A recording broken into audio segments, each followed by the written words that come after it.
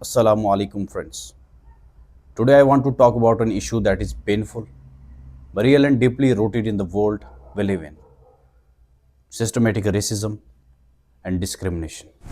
Systematic racism का मतलब सिर्फ इतना नहीं होता कि कोई शख्स किसी दूसरे शख्स से नफरत करता है because of their skin colour, language या कल्चर।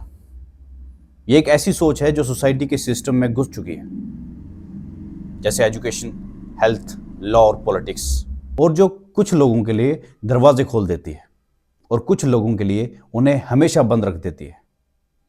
फॉर एग्जाम्पल, अगर हम देखें एजुकेशन सिस्टम में, स्कूल्स में जहाँ ज़्यादा माइनॉरिटीज़ रहती है, फंडिंग कम होती है, टीचर्स के एक्सपेक्टेशन भी कभी कभी बायस्ड होते हैं, वो बच्चों को उनके बैकग्राउंड से जज कर लेते हैं। रिजल्ट्स ये होता है कि एक पूरी जनरेशन को वो अपॉर्चुनिटी नहीं मिलती जो उनके पास नेचुरली होनी चाहिए। In the job market, studies show के अगर दो लोग सेम क्वालिफिकेशन के साथ अप्लाई करें, एक वाइट साउंडिंग के नाम के साथ और एक माइनॉरिटी साउंडिंग नेम के साथ, तो वाइट साउंडिंग नेम वाले को ज़्यादा कॉल बैक्स मिलते हैं। यानी कि बायस अनकॉन्शियस भी हो सकता है, लेकिन उसका नतीजा बहुत रियल होता है। हेल्थ सेक्टर्स में भी देखिए, कई मुल्कों में ब्लैक और ब्राउन मदर्स की प्रेगनेंसी के दौरान ज़्यादा हेल्थ रिस्क होते हैं, सिर्फ इसलिए कि उनकी पेन को डॉक्टर्स कम सीरियस लेते हैं। ये सिर्फ अनफेयर नहीं, इनह्यूमन है।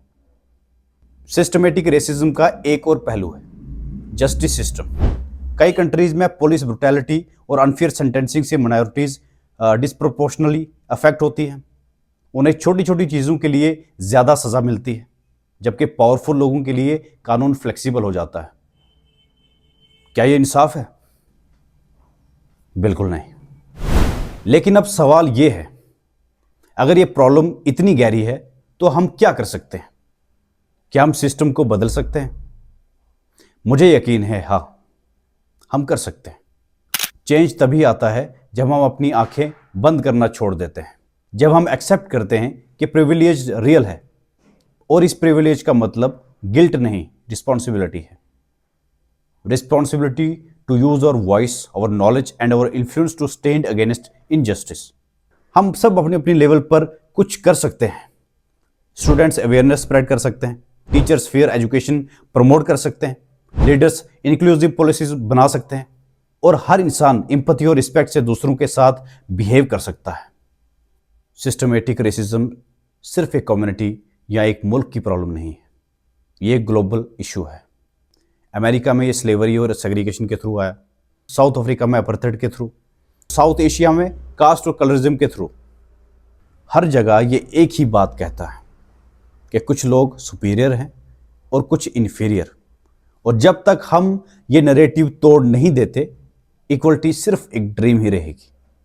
लेकिन याद रखिए, चेंज हमेशा स्मॉल स्टेप्स से शुरू होता है।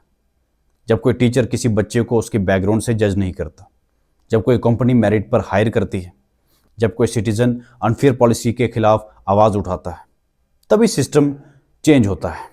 As Martin Luther King junior said, injustice anywhere is a threat to justice everywhere. अगर हम किसी के लिए जस्टिस डिमांड नहीं करते, तो कल जब इनजस्टिस हमारे साथ होगा, हम अकेले खड़े होंगे। Today let's make a promise कि हम प्रेजुडाइज और हेट के खिलाफ खामोश नहीं रहेंगे। हम फेयरनेस और इक्वलिटी के लिए स्टैंड लेंगे, और हम एक ऐसी दुनिया बनाएंगे जहां किसी की वैल्यू उसके कलर से नहीं, बल्कि उसके कैरेक्टर, उसकी ऑनेस्टी और उसकी ह्यूमैनिटी से जज की जाए। Because at the end of the day we all bleed of same colour. और इंसानियत तभी कामिल होगी जब हर इंसान को बराबर इज्जत मिलेगी। Thank you.